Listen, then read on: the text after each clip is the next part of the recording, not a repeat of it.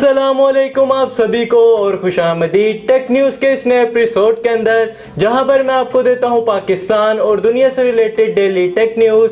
तो चलिए आज की टेक न्यूज़ की तरफ चलते हैं।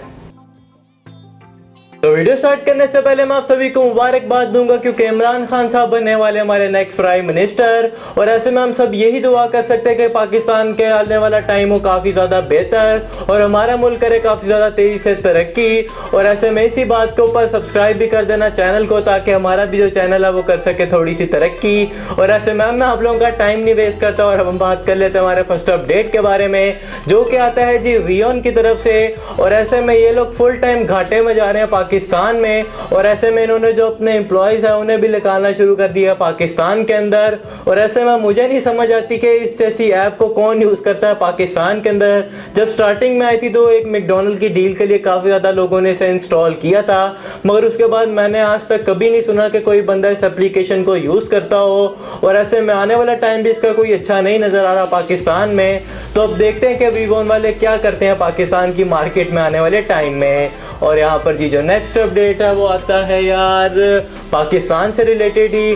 और पाकिस्तान का जो सूबा पंजाब है उसके शहर अटक में जो पाकिस्तान स्टेट ऑयल है उन्हें मिला है एक रिजर्व ऑयल और गैस का, जो कि तकरीबन 15 से 14,000 फीट की जो डेप्थ है उसके नीचे से फाउंड किया गया है।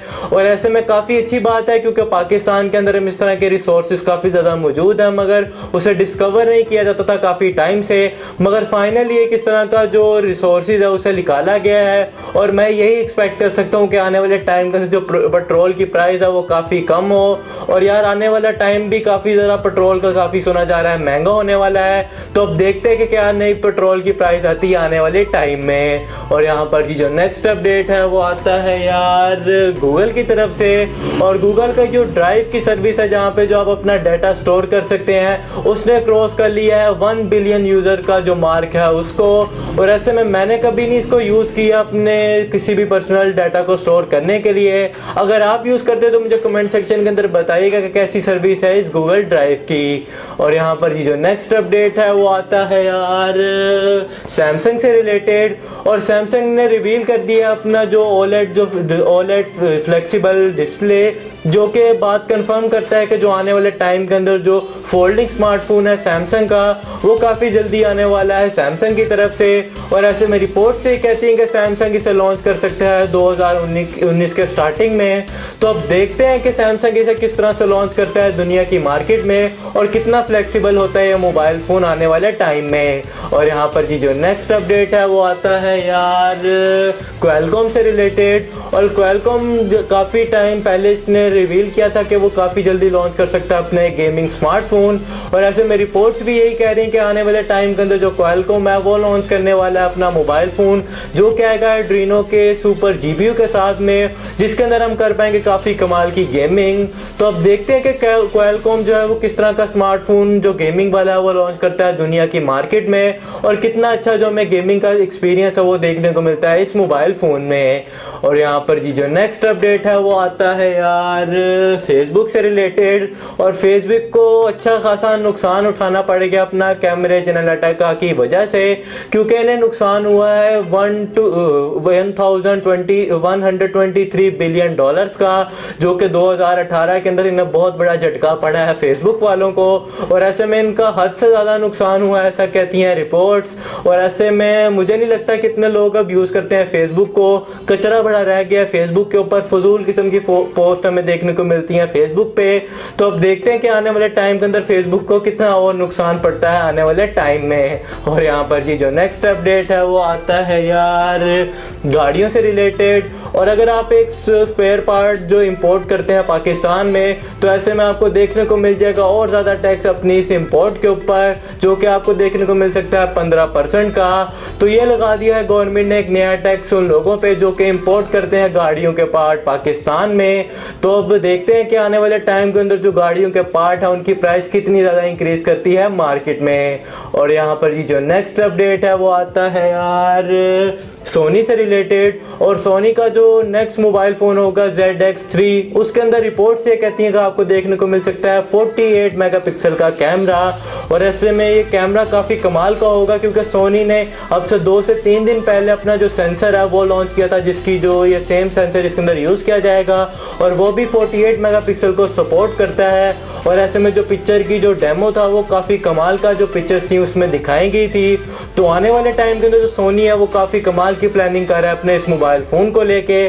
तो अब देखते हैं कि सोनी से कितने मेगापिक्सल के साथ में लॉन्च करता है, और क्या ये मोबाइल फ़ोन बीट कर सकता है नोकिया के जो मोबाइल फ़ोन आया था 41 मेगापिक्सल के साथ। और यहाँ पर जो नेक्स्ट अपडेट है वो आता है यार ओरियो से रिलेटेड। और ऐसे में रिपोर्ट से कहती है कि दुनिया भर में जितने भी स्मार्टफोन है उनमें से जो 12.1% जो मोबाइल फ़ोन है उसके अंदर आपको देखने को मिल गया है ओरियो का अपडेट। और ऐसे में काफ़ी अच्छी बात है कि जो कंपनीज़ हैं वो ओरियो का अपडेट दे रही हैं अपने तमाम मोबाइल फ़ोन्स के अंदर। और ऐसे में जो दूसरे एंड्रॉयड्स हैं उनकी बनिस्बत काफ़ी ज़्यादा जल्दी आया है अपडेट ओरियो का मोबाइल फ़ोन्स में। तो ये काफ़ी अच्छी बात है हम एंड्रॉयड यूज़र्स के लिए, क्योंकि हमें पहले इतने अच्छे अपडेट्स नहीं देखने को मिलते थे कंपनीज की तरफ से। और यहाँ पर जी जो नेक्स्ट अपडेट है वो आता है यार Xiaomi से रिलेटेड। और Xiaomi ने अभी कुछ ही दिन पहले अपना जो Mi A2 था वो लॉन्च किया था चाइना में। और ऐसे में रिपोर्ट से कहती हैं कि Xiaomi इस मोबाइल फ़ोन को बहुत ही ज़्यादा जल्दी लॉन्च कर सकता है पाकिस्तान की मार्केट के अंदर। और ऐसे में कहा यह जा रहा है कि आ सकता है अगस्त के एंड के ऊपर या मिड के अंदर। तो अब देखते हैं कि किस प्राइस के ऊपर Xiaomi लॉन्च करता है इस मोबाइल फ़ोन को, और कितना ज़्यादा बिक पाता है मोबाइल फ़ोन पाकिस्तान की मार्केट में। और यहाँ पर जी जो नेक्स्ट अपडेट है वो आता है यार ओप्पो से रिलेटेड। और रिपोर्ट से कहती है कि ओप्पो बहुत ही जल्दी लॉन्च कर सकता है अपना R17 मोबाइल फ़ोन, जो कि आ सकता है जी 10 GB की रैम के साथ में। और ऐसे में आप लोग सोचो यार कि क्या क्या काम कर सकते हैं हम इस मोबाइल फ़ोन के अंदर, क्योंकि हमें देखने को मिलेगी 10 GB की रैम इस मोबाइल फ़ोन में। तो अब देखते हैं कि ओप्पो इसे किस रैम के साथ में लॉन्च करता है दुनिया की मार्केट में, और क्या धमाल कर पाता है मोबाइल फ़ोन दुनिया की मार्केट में। और यहाँ पर जी जो नेक्स्ट अपडेट है वो आता है यार मीज़ू से रिलेटेड।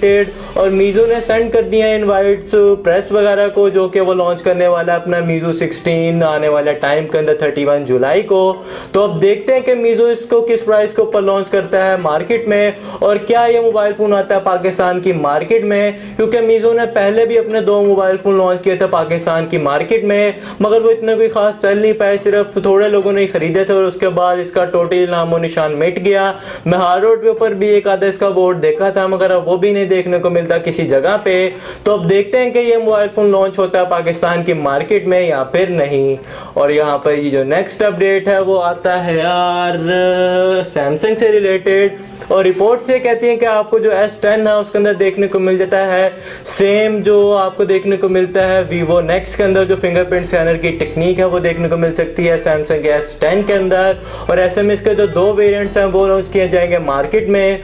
तो अब देखते हैं कि जो S10 है उसके अंदर क्या हमें देखने को मिलता है इन डिस्प्ले फिंगरप्रिंट स्कैनर, या फिर आता है ये जो स्टैंडर्ड जो फिंगरप्रिंट स्कैनर है उसके साथ में। ये तो हमें भी बताएगा आने वाला टाइम ही। और यहाँ पर जी जो नेक्स्ट अपडेट है वो आता है यार क्रिप्टो करेंसी से रिलेटेड। और जो बेस कॉइन जो वॉलेट है जो कि स्टोर करती है आपकी क्रिप्टो करेंसी को, वो लोग सोच रहे हैं कि वो एक तरह से एक कार्ड निकाल दें जिससे आप जो शॉपिंग है वो कर सके रियल वर्ल्ड के अंदर। क्योंकि हम जो नॉर्मल है वो अपनी क्रिप्टो करेंसी को नहीं यूज़ कर सकते किसी भी जगह पे जाके ऊपर, हमें पहले उसे कन्वर्ट करना पड़ता है अपनी करेंसी के अंदर। मगर जो कॉइन बेस वाले हैं वो सोच रहे हैं कि वो इस तरह के कार्ड इशू करें हम लोगों को, जिसका जो कोड है वो देके हम खरीद सकें डिफरेंट चीज़ें मार्केट के अंदर। उसके बाद जो हमारा बिटकॉइन है उससे पैसे डिटेक्ट हो जाएं। तो ये काफ़ी अच्छा जो है टाई अप किया गया है बेस कॉइन की तरफ से क्रिप्टो करेंसी के साथ में। तो अब देखते हैं कि आने वाले टाइम के अंदर हमें किस तरह के रिडीम कार्ड देखने को मिलते हैं बेस कॉइन के साथ में, और क्या पता इस तरह के जो क्रिप्टो करेंसी वाली जो चीज़ें हैं वो आने वाले टाइम के अंदर क्या पता आ जाए पाकिस्तान में। ये तो अभी हमें बताएगा आने वाला टाइम ही। तो यार बस यही थे आज के सारे अपडेट। आई होप आपको मेरी ये वीडियो पसंद आई होगी, और अगर आप लोगों का कोई क्वेश्चन हो तो आप मेरे से वो भी कमेंट सेक्शन के अंदर पूछ सकते हैं। तो मिलते हैं नेक्स्ट वीडियो में। अल्लाह हाफिज़।